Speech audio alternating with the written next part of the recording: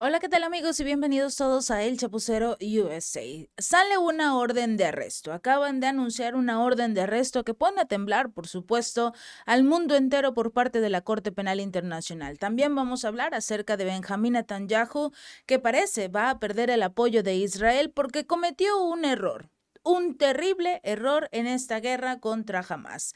De igual forma, vamos a hablar acerca de la democracia en la Unión Europea y su terrible fracaso después de un escándalo que sacude obviamente a Ursula von der Leyen, pero Giorgia Meloni, la primera ministra de Italia, no se va a quedar callada después de esta terrible traición que le han causado. De igual forma, Biden está muy preocupado luego de que se anunciara esta orden de arresto contra alguien a quien nadie, absolutamente nadie tenía en mente. De esto y mucho más, quédense con nosotros aquí en el Chapucero USA. Primero vamos a hablar acerca de la Corte Suprema de Israel, quien ellos dictaminaron precisamente este mismo martes, hace unos minutos, que todos los judíos ultraortodoxos deben ser reclutados en el ejército. Este es un nuevo golpe por parte del primer ministro Benjamín Netanyahu, que incluso lo podría llevar al colapso de su cada vez más frágil coalición de gobierno. En el punto álgido de un conflicto intenso, a la cara, por supuesto, de tener en sus manos una orden de aprehensión en su contra que se está esperando por la Corte Penal Internacional. Este conflicto intenso contra el grupo palestino que ha sido, por supuesto, señalado a todos los rincones del mundo, en este punto, Benjamín Netanyahu, en lugar de tener cada vez más aliados y sobre todo aliados poderosos, se está cargando de más enemigos. En este caso, el primer ministro de Israel se echa encima a todos los judíos ultraortodoxos de Israel, que precisamente son quienes le están dando más molestias al primer ministro, porque son aquellos que realizan manifestaciones junto a quienes defienden a los palestinos en la Franja de Gaza, aquellos que están exigiendo que se termine este conflicto porque para ellos se está llevando a cabo un genocidio en la Franja de Gaza, algo que ahora pone por supuesto al mundo a temblar y a Netanyahu también cuando recibe un rechazo por parte de quienes se suponía deberían respaldarlo más. Y este tribunal emitió un fallo precisamente pero en contra de los judíos ultraortodoxos de lo que es Israel, van a tener que ser reclutados en el ejército y lo cual le costaría a Netanyahu el apoyo de este grupo. Con un fallo unánime, se provocó una conmoción en todo el país en medio de estos ataques y ahora por ley se espera que la mayoría de los israelíes sirvan en el ejército, pero durante décadas ha existido esta exención para los ultraortodoxos que representan alrededor del 13 al 15% de la sociedad israelí para permitirles estudiar a tiempo completo en seminarios religiosos.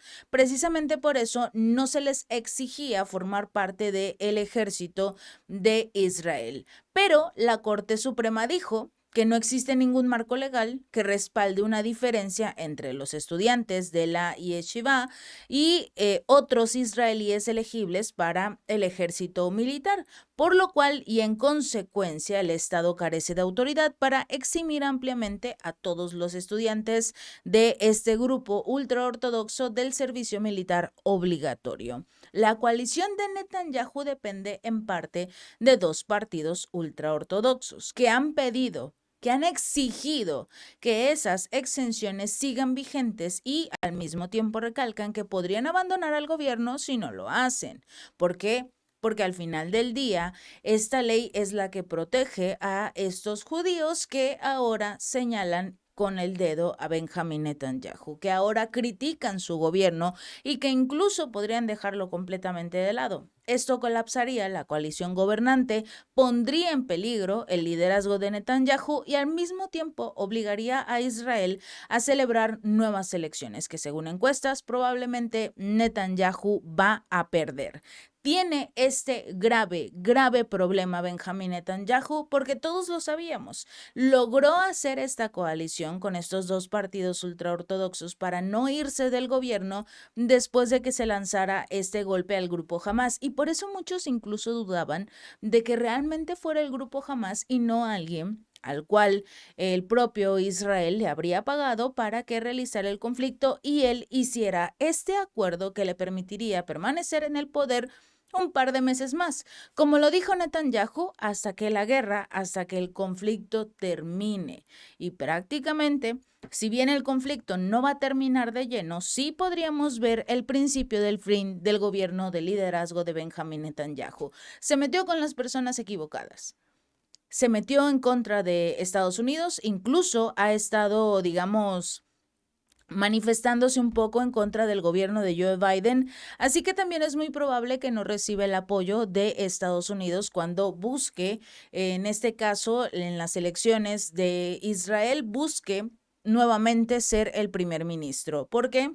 Porque le exige a Estados Unidos armas, municiones, dice que no es posible, que los están abandonando, que ellos están peleando contra el grupo Hamás y ahora contra Hezbollah. Todos saben que si Israel pelea con Hezbollah, es muy probable, de Líbano, es muy probable que pierdan otra vez este conflicto. Así que Netanyahu prácticamente ya se puede ir despidiendo de este respaldo, de este apoyo por parte de muchos ciudadanos, después de que este genocidio se saliera de control. De igual forma, vamos a hablar acerca de lo que está ocurriendo en la Unión Europea, un verdadero desastre, porque hubo una reunión ultra secreta, nadie estaba informado más que los famosos, los conocidos, aquellos amigos de Ursula von der Leyen que se benefician sobre todo de los conflictos políticos. Y hubo una reunión donde no estaban precisamente invitados Giorgia Meloni ni los representantes de la familia de extrema derecha europea. Las negociaciones se hicieron entre los populares, los liberales y los socialdemócratas, y acordaron precisamente este martes el reparto de los máximos cargos de la Unión Europea para la próxima legislatura de la comunidad. ¿Y quién creen que quedó fuera? Efectivamente, Giorgia Meloni.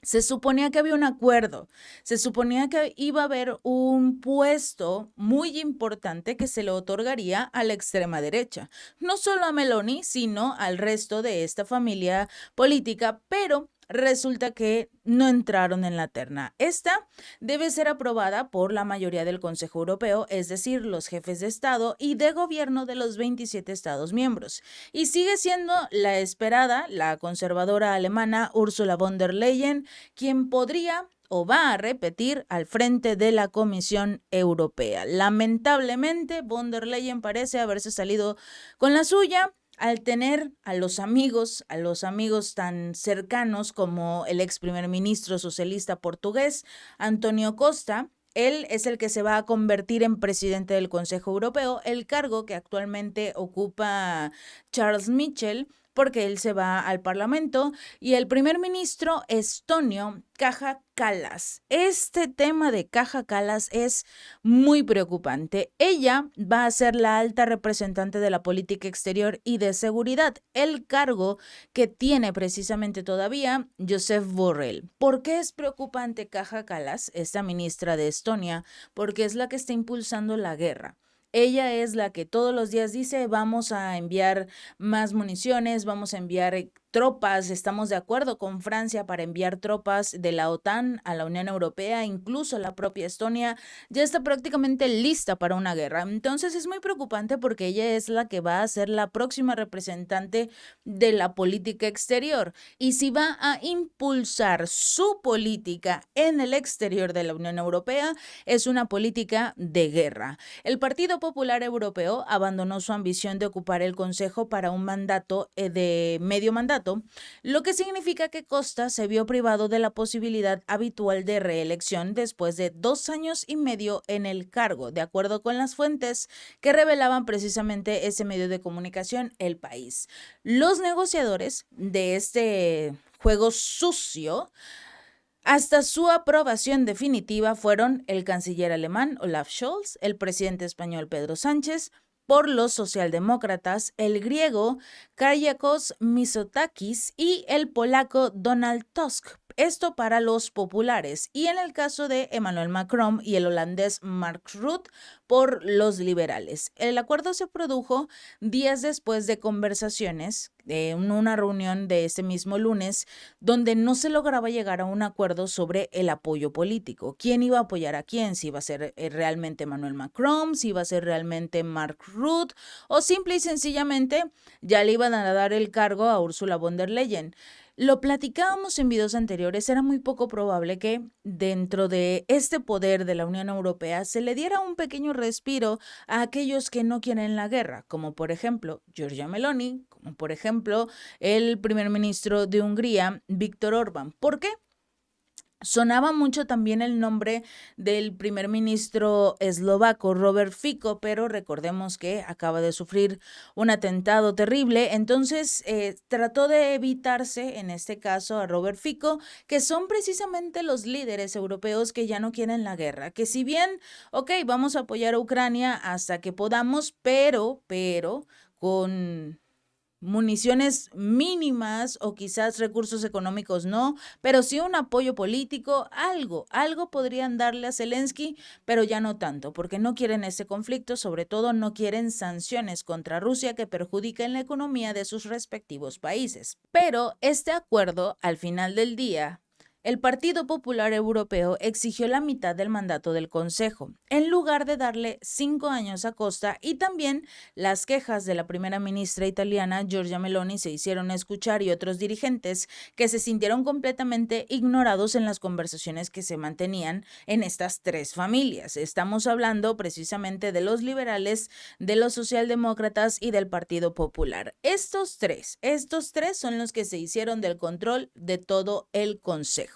El grupo europeo del italiano Meloni, los reformistas y conservadores europeos, que se han convertido en el tercero más importante en el Parlamento Europeo tras el colapso de los liberales, querían participar de alguna manera en las negociaciones, pero cuando se hizo la reunión, cuando se juntaron estos líderes, se hizo en una mesa aparte, en una habitación aparte, estaban todos tranquilos, estaban con un par de sodas, un poco de agua mineral, estaban todos platicando y resulta que no invitaron a nadie.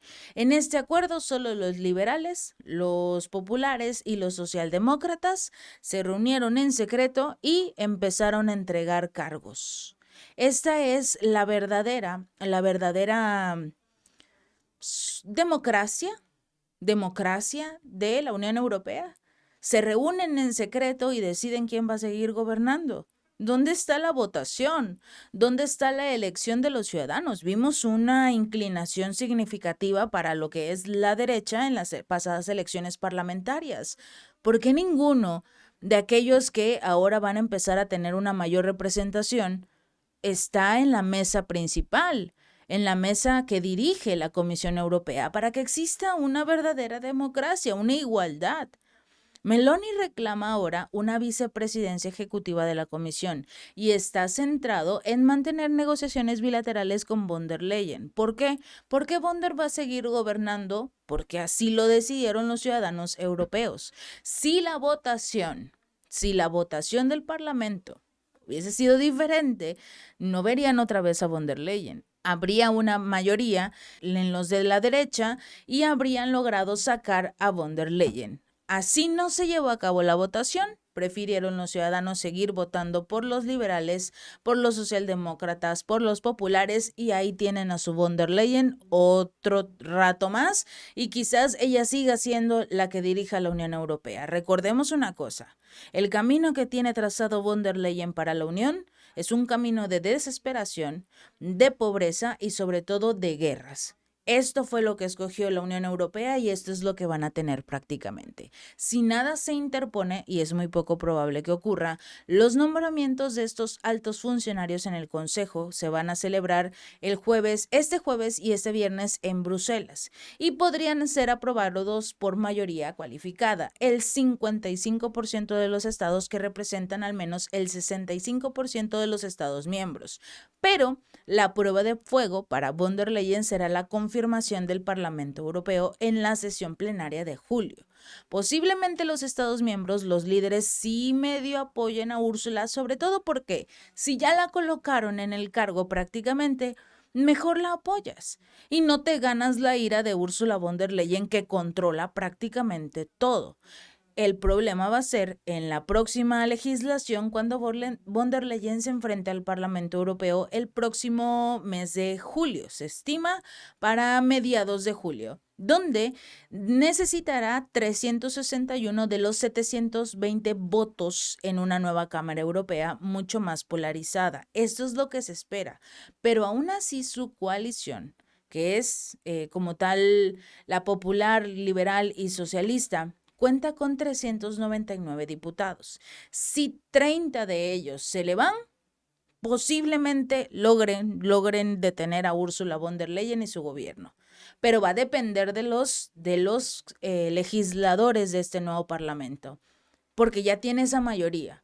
En coalición, sola, el Partido Popular, que es el de Ursula von der Leyen, tiene 190 escaños. Por eso les digo, esta es la soga que decidió ponerse el pueblo europeo.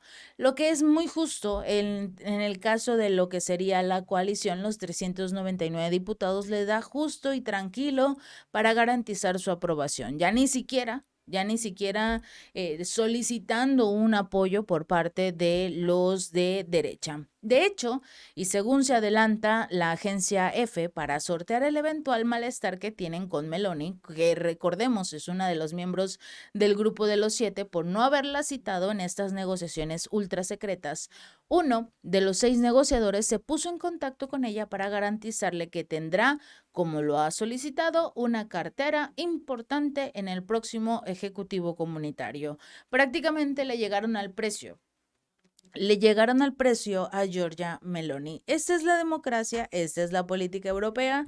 Ellos escogieron, en este caso, cómo querían perder al país, cómo querían perder a todo su continente, y bueno, ya dependerá de ellos, por supuesto, más adelante, de los legisladores, si aceptan a Ursula von der Leyen o finalmente le dan aire. Y, por supuesto, vamos a hablar acerca de esta orden de arresto. Finalmente vamos a hablar de esta orden de arresto que se emitió por parte de la Corte Penal Internacional. Recordemos que de las primeras órdenes que se lanzaron fueron contra el presidente de Rusia, Vladimir Putin. En cuestión de minutos, la Corte Penal Internacional emitió la orden de arresto contra el presidente, acusándolo de supuestamente robar a menores de edad y llevárselos a Rusia para, adoctrinarlos. Esta fue la acusación que se envió a la Corte Penal Internacional y de forma inmediata ordenaron el arresto en contra de este funcionario. Pero, otra de las órdenes de arresto que se solicitaron, el fiscal principal de la Corte Penal Internacional solicitó órdenes de arresto contra miembros del grupo Hamas y también con el primer ministro de la Defensa, Yoav Galán. Se solicitaron estas órdenes de arresto hace un mes. Un mes lleva esta solicitud y ¿qué creen? La Corte Penal Internacional emite órdenes de arresto, pero contra el exministro de la Defensa ruso, Sergei Shoigu, y el actual jefe del Estado Mayor de este mismo país, Valery Gerasimov, alegando presuntos crímenes de guerra cometidos durante el conflicto de Ucrania. Moscú ya había rechazado acusaciones similares, recalcando que no reconocen la jurisdicción de este organismo internacional, lo mismo que hace precisamente Israel. Para el primer ministro Benjamín Netanyahu, cualquier orden de aprehensión en su contra va y viene porque ellos, Israel, no reconocen la corte. Y aún así Estados Unidos los apoya, por supuesto. Cuando sale una orden de aprehensión contra Vladimir Putin, todos aplauden. Cuando sale una orden de aprehensión contra el ministro de la Defensa, exministro de la Defensa ruso, que estuvo en el cargo del 2012 al 2024, Sergei Shoigu, durante este periodo incluyó los 2 primeros años de estas hostilidades en curso con Kiev. Y resulta que él es el malo de la historia. que hay crímenes de guerra en su haber. El presidente Vladimir Putin lo reemplazó el mes pasado, recordemos, cuando se reasignó lo que fue todo su gabinete al ganar las elecciones, y fue Andrei Belousov quien fue reasignado a Shoigu el papel de secretario del Consejo de la Seguridad. Gerasimov ocupa su puesto desde el 2012, es uno de los más allegados a Vladimir Putin y también ha desempeñado un papel fundamental en todo este conflicto contra Ucrania. En un comunicado de prensa que fue publicado hace unos momentos, este mismo martes, la Sala de Cuestiones Preliminares 2 de la Corte Penal Internacional afirmó que los presuntos crímenes cometidos por estos dos funcionarios se cometieron en octubre del 2022 y marzo del 2023. Según la declaración, Shoigu y Gerasimov son ambos presuntamente responsables de crímenes de guerra, de dirigir ataques contra objetivos civiles y del crimen de guerra de causar daños incidentales excesivos a civiles o daños a objetivos civiles, y del crimen de lesa humanidad de actos inhumanos. Estas son las acusaciones que recibe Shoigu y Valery Gerasimov. El tribunal afirmó además que existen motivos razonables para creer que tienen responsabilidad penal individual. Vamos a hablar de dirigir ataques contra objetivos civiles. No puedo pasar las imágenes porque YouTube no lo permite. Pero hace unas horas, hace unos minutos, Israel acaba de atacar un refugio que se encontraba en una escuela. Las imágenes que se comparten a través de las redes sociales son de niños que se encontraban en este refugio durmiendo, si es que podían, porque recordemos que tienen muchísima hambre, están completamente deshidratados, no hay medicamentos, no hay ayuda, no hay nada. Y estos son ataques directos a objetivos civiles, porque no hay justificación. También el crimen de guerra de causar daños incidentales excesivos a civiles o daños a objetivos civiles. Se han realizado ataques contra escuelas, como el que acaba de pasar hace unos momentos, contra refugios, contra lo que serían iglesias, que también eran utilizadas como refugios, contra diversos edificios residenciales donde se encontraban muchos civiles. El número exacto de cuántas personas siguen debajo de los escombros se desconoce. Se presume que hay cerca de 50,000 personas que han perdido la vida bajo los ataques. Y se desconoce cuántos realmente han muerto en la Franja de Gaza. Pero según la Corte Penal Internacional, Sergei Shoigu y Gerasimov son responsables de crímenes de guerra. Cuando la Corte Penal tiene diversas acusaciones por parte de varios países que se unen a esta misma por un genocidio en la Franja de Gaza. Comentarios de diversos ciudadanos de Israel diciendo que van a acabar con todos los palestinos.